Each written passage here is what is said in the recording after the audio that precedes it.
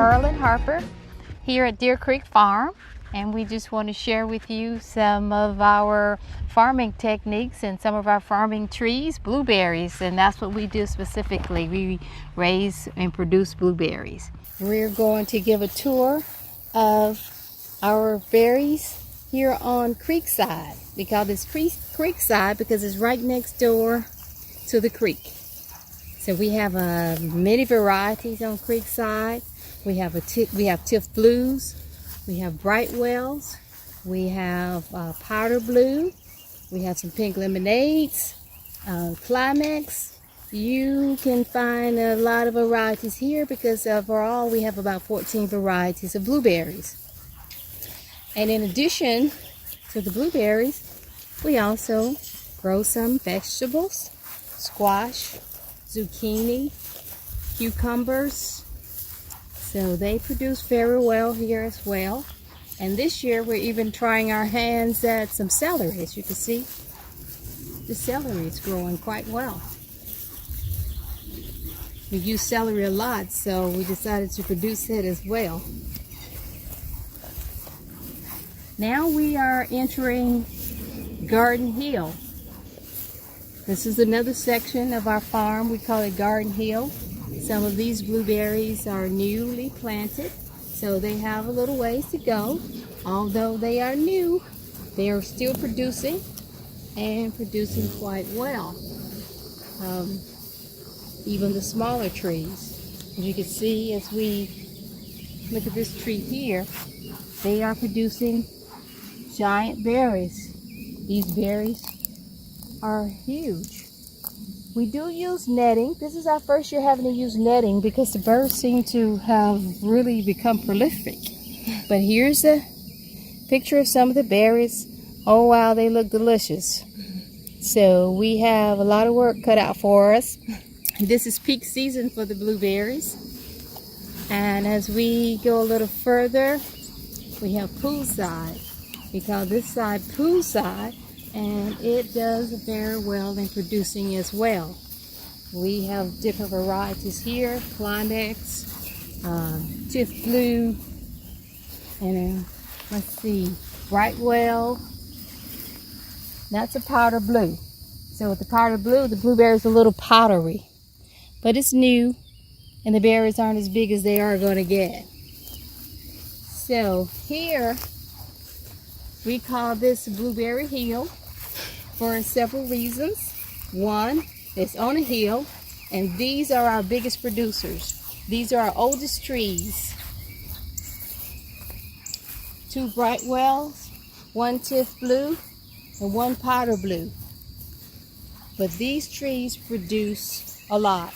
This is a mid-season, so it produces in the middle of the season, and it produces quite a bit. You may not be able to see that, but underneath the berries are prolific.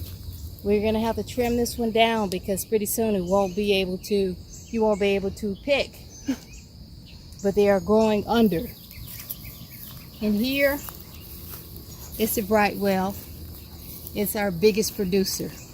We picked 2 gallons from this tree this morning, and it still has plenty left for picking. But 2 gallons just this morning. We get about 2 gallons from here each morning. So yes, this is Deer Creek Farm, and that is our crew. Where are you originally from? Well, I'm originally from Mississippi, where farming is king, and the summers are hot, and the mosquitoes take over at night. So my father was a farmer, and his father was a farmer as well in Mississippi. So that's my hometown. All right. What made you decide to open this business? Well, we already had blueberries growing. Well, when we moved here about 12 years ago, we brought with us blueberries. So we had blueberries growing. We added some more, and we decided, hey, we have so many blueberries we can't do anything with them. We were giving them away. We were freezing them. And my daughter had a great idea. She said, why don't you establish a U-Pick? We did, but COVID hit. So we had to find a way to bring our products to market. So we went to the farmers markets, Monroe, as well as Denny Dobb and Community Farmers Market at Virginia Holland. So that's how we started this business. Okay. Why did you choose this profession? Well, it kind of chose us. I didn't know when we first moved here that this land was a farm previously. Okay. So it was easy for us to transition into farming, and farming was I was not a stranger to farming. So it was easy for us to get into farming blueberries. We loved them. We knew how to grow them. So we thought, wait, this is great. And then we also started to add value-added products made from the blueberries, and they were a hit. So the business just took off from there. Okay. What drives you to do what you do, and what motivates you? Well, I guess I'm driven by bringing locally grown products to the community. So I like being a local farmer that we can service the community. And also just waking up every day to see what my hard work and nature brings is really a great motivator, just every day. Okay. What is something most people don't know about you? Oh. Most people don't know because I don't tell them that I work for the Internal Revenue Service. Oh. Don't get me wrong, I enjoy the work that I do. It's a great company, but I don't know if people have had a good experience or a bad experience, and I don't want them to transfer those feelings to me. So I unless asked directly, I don't say. Yeah. Well, IRS, everybody thinks of it as bad. Yes. But, it's not all bad. It's not all bad. Maybe this year with all this stimulus and all of that they have a good reputation for now. Well, I get it, because working for the school system, you don't have that very good, especially working in the nutrition department where I do. Mm-hmm. Everybody looks at you like, oh, you're the lunch lady. I get it. I understand. What's something most people don't know about your business? They probably don't know that we spend all year preparing for this short season. It's a lot of work, but we also enjoy doing it. And also that we have 14 varieties of blueberries. They don't think of the different types of blueberries that they're eating. They're just thinking blueberries, and there are so many varieties. Okay. What would you say that the customers love most about your business? I think they love the blueberries because they're certified naturally grown, so we don't use any synthetic pesticides or synthetic fertilizers. They enjoy that fact about the blueberries, and they love the products. The blueberry iced tea, the blueberry pies. I think we sell as many of those products as we do blueberries. Okay. What's the most memorable experience you've had working with a customer? I think that once we had a customer to try our blueberry iced tea, and they took one sip of the blueberry iced tea and they said, wow, wow, wow. They were so excited about the burst of flavors and the taste in the blueberry iced tea. So that really made me feel good, and I always remember that experience. So when I'm making blueberry iced tea, I'm thinking, I've got to get that wow factor into that tea. Right. So, right. Yes. Who from your childhood had the biggest impact on you, and what did that person teach you?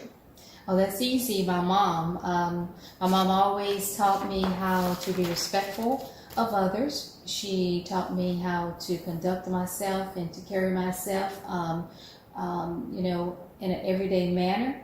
And most of all, I think one of the biggest things that she taught me, which she didn't know probably that she was teaching me this, that was about business. She always, taught me the fundamentals of business, how to obtain credit, how to make sure you pay your bills, and this is how you get things done.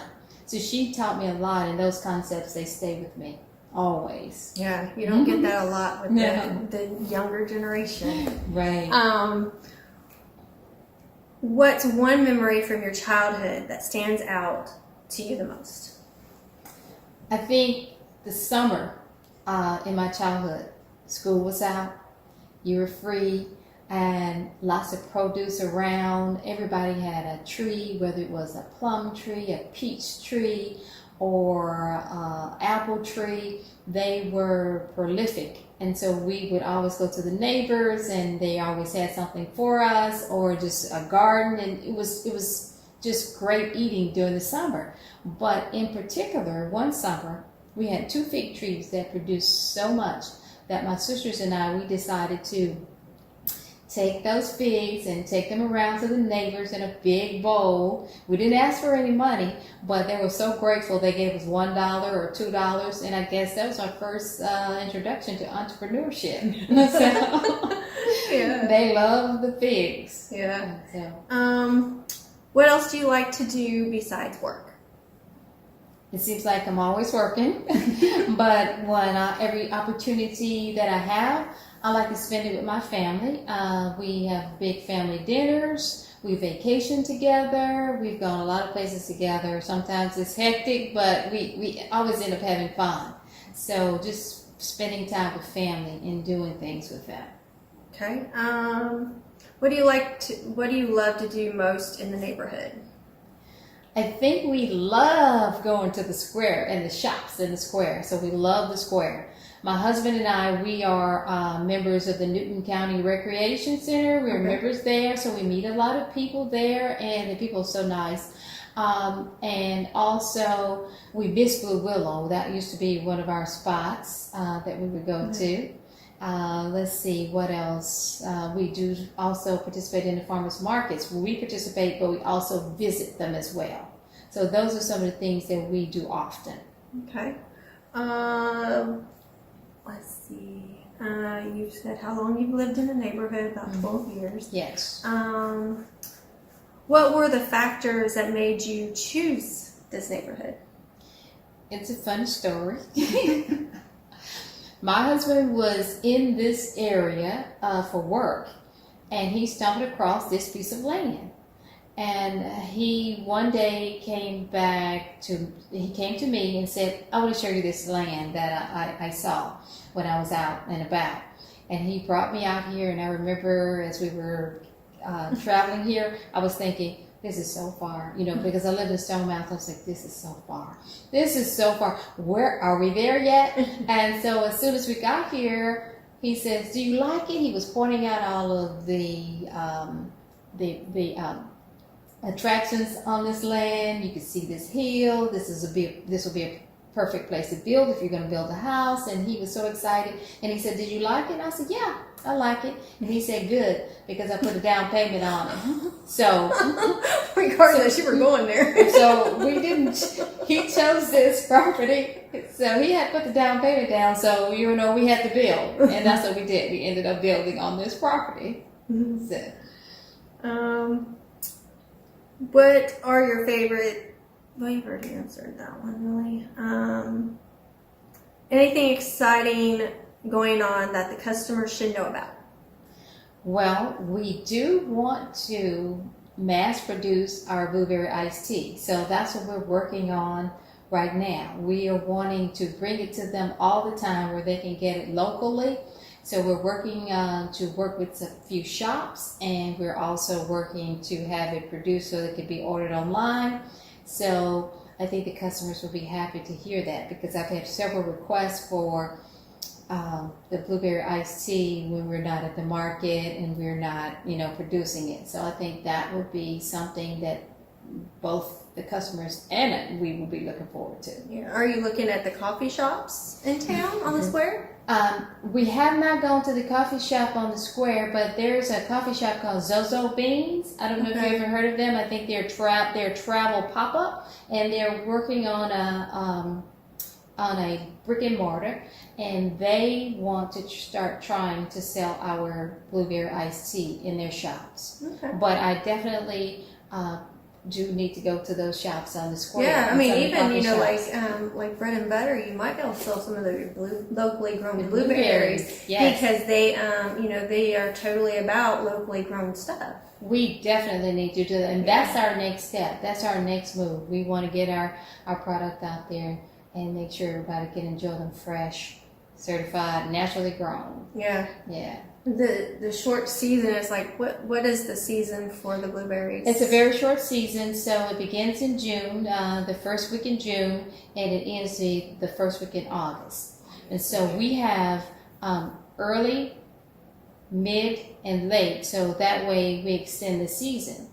But if we get a large crop, we can freeze the blueberries. They freeze very well. They do not lose any of their nutrition nor their taste.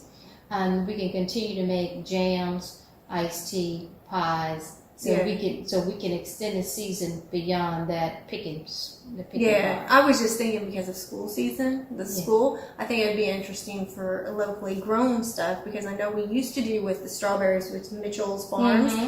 At in April they would get Mitchell Farms to give the school system. The school system would pay for them, of course. Yes.